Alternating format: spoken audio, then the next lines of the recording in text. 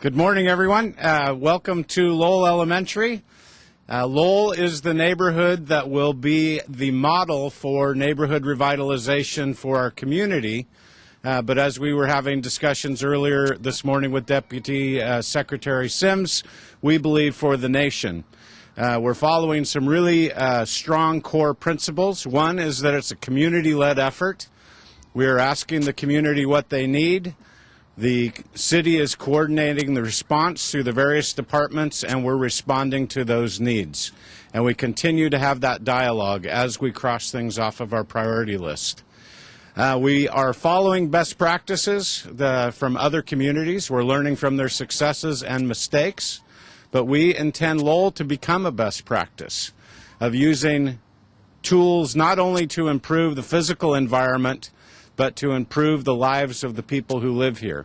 We call it a people and place strategy so that we can bring the resources in to fix the homes, to fix the infrastructure, to fix the neighborhood, but also to increase the access to job training that you'll hear about and every other resource that's around us.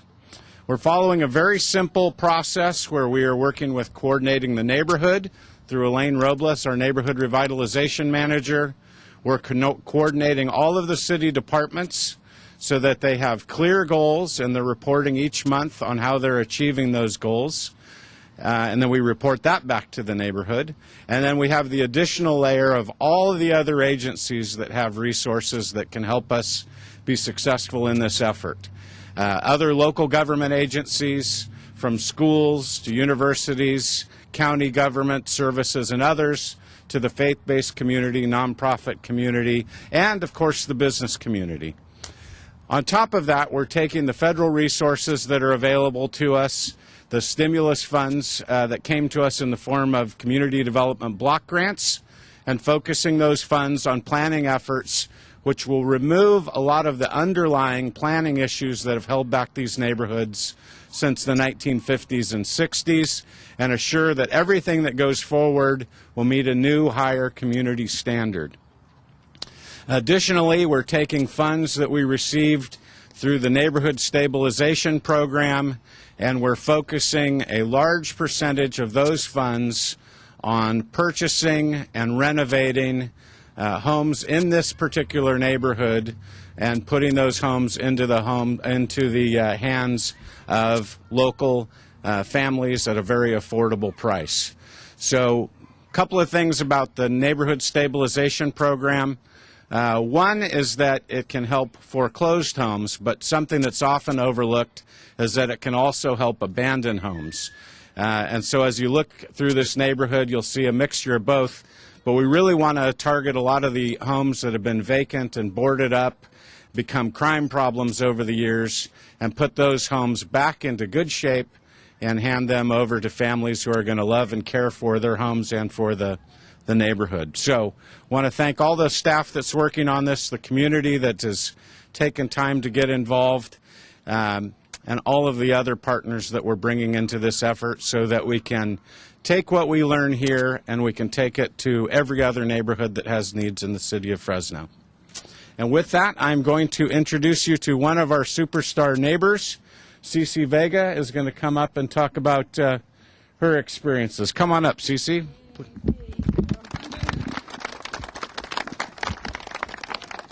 Hi, everyone. It's good to be here. This is like a treat for our neighborhood. I've been here 20-something years in this area, and believe me, this is like not fiction, this is reality for us to get a treat, to be looked at, to be helped. It is wonderful. We need it so much, believe me.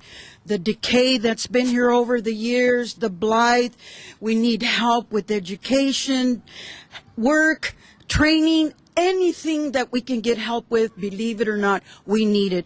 This is the historical part of Fresno. It doesn't get any better than this.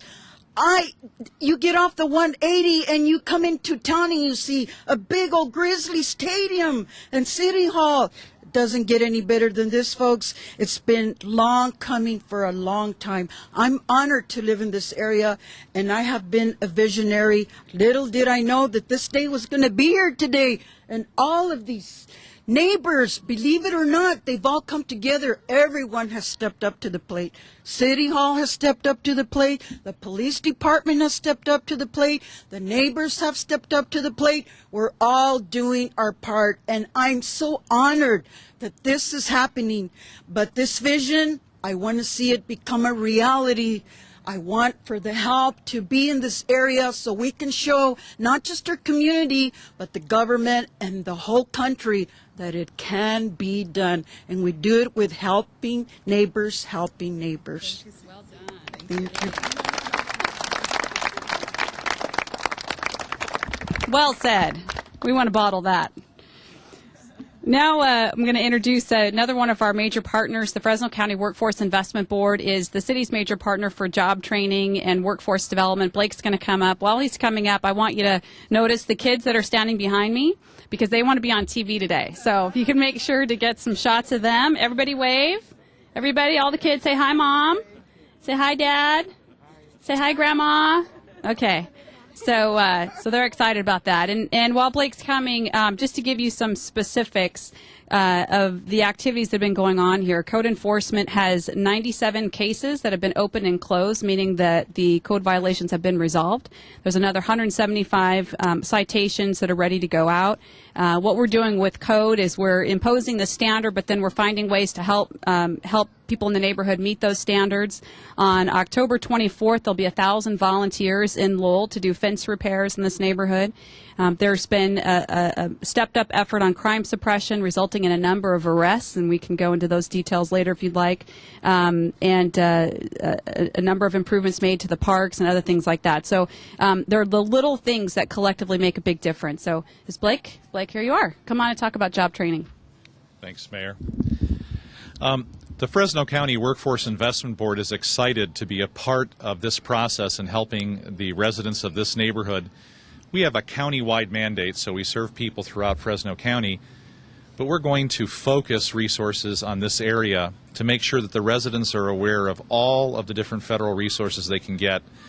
It's only really when people are empowered like that with actual information about what's available, they have help finding out what their needs are, that they can get access to the job training and then eventually the jobs which we're going to make them qualified for. We run programs for both adults, people who have been laid off from their job, or for youth, like some of the kids that are here. And through our regular funding stream from the Department of Labor, we're going to focus those resources. Over and above that, with stimulus funding that the WIB has received this year, we're creating something called the Bridge Academy. It's not really a building, it's more of like a virtual program. And what the Bridge Academy is going to do is, rather than having an individual from a family be enrolled in a program, the Bridge Academy is actually going to try to help the entire family as a unit, to register them, to track them, and to find out what all of their needs are, knowing that a family, if one person's looking for a job, it has impacts on lots of others. We're excited about this. We think we're going to get a lot of good results out of it. We're going to help the residents who are here, and in that way deal with our larger mandate which goes across the county. Thank you.